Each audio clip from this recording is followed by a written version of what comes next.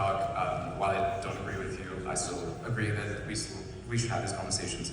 From your talk on the Great Reset, I can't help but noticing that it still feels like a conspiracy, in the sense that nothing what you said from the Schwab quotes, etc., lead me to believe that all these companies will start driving policy.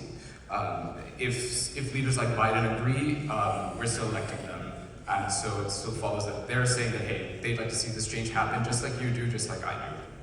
Okay, so these corporations are driving policy hand in glove with governments that are helping them out. So, for example, there are a bunch of these corporations that have, for example, like the Biden administration has tried to press the idea that if you want to be traded publicly, then you have to be graded on ESG scores. Okay, ESG scores, environmental social governance scores, have nothing to do with what your company actually does. They have to do with how you are going to be given points on an environmental scale. And what that really is an attempt to disincentivize investment in, for example, fossil fuels. It's an attempt to incentivize investment in green policy. Well, that's a subsidy. I mean, it's a backdoor subsidy for green companies, and it's a desubsidization of oil and natural gas, which has dramatic ramifications for energy prices, for example, which we've seen over the course of the last couple of years. That sort of policy has real effects on everyday life. I mean, this is kind of boring stuff, but it does have real effects on how people live, what they pay at the pump, the economic growth of the entire globe. When there's a serious economic crisis, like there has been in the aftermath of the Ukraine war, where suddenly there's great shortages of oil and natural gas, it turns out a lot of this ESG policy has some pretty dire ramifications. Right? That sort of policy making has reality, has real life consequences, and that's a problem. So if the government wants to incentivize all of these if it wants to go against oil and fossil fuels, I think that's completely fine. Again, we're still electing the government. I don't... If you want to elect the government to literally just restrict oil and fossil fuel leases, you can do that. I mean, people did that with Biden, right? Biden actually said he was going to do that, and then he did do that, and then he claimed he didn't do that, and he claimed it was Putin's fault, but he did do that, right? So that is at least answerable. The problem is when you have companies acting hand in glove with the government, and essentially being told that to do so they will be part of the wave of the future. Here's our policy. Our policy from the government is to push investment in green. So now here's a subsidy via the Infrastructure Act for your green policy. Like that sort of stuff. It's amazing to me that Occupy Wall Street and the Tea Party, if you go back this far, I'm a little older than you guys, but when you look at those two movements, theoretically they should have been on the same page. The problem is they were arguing with different sides of the aisle.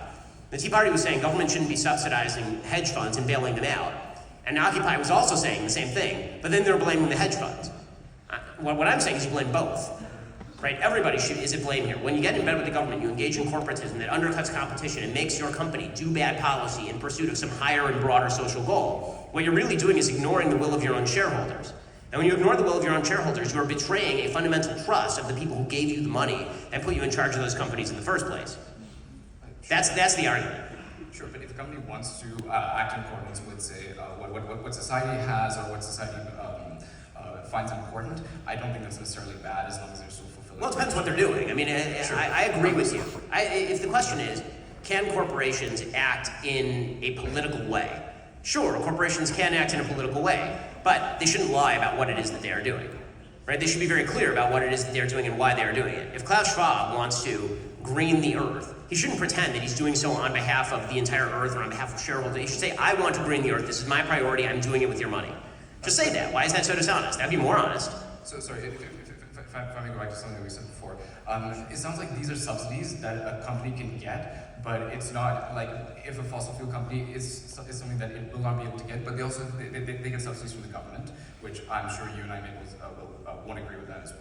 Well, actually, I don't know if we agree with that or not, but. Well, I mean, they get oil and gas leases from the government. The actual profit margins for the oil and gas companies for years and years and years were actually fairly low because of the lack of investment, the disincentives created by the federal government investing in these things.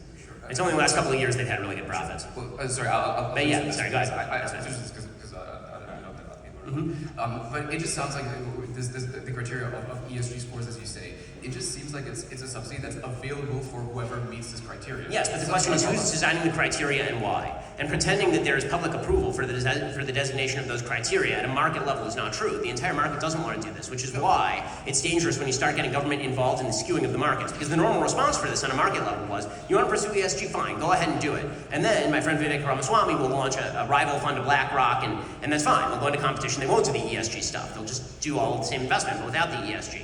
That's all fine and good until you have the government that is working hand in glove with BlackRock, and BlackRock paying money in order to get those people elected, and those people using government power in order to foster BlackRock's agenda. That's a problem.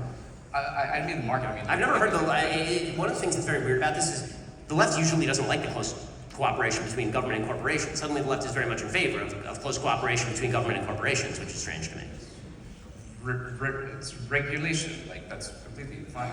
Well, yes, but it's regulation on behalf of certain particular corporations who are willing to do the dirty work on behalf of the government. I mean, it's payoffs. It's a subsidy.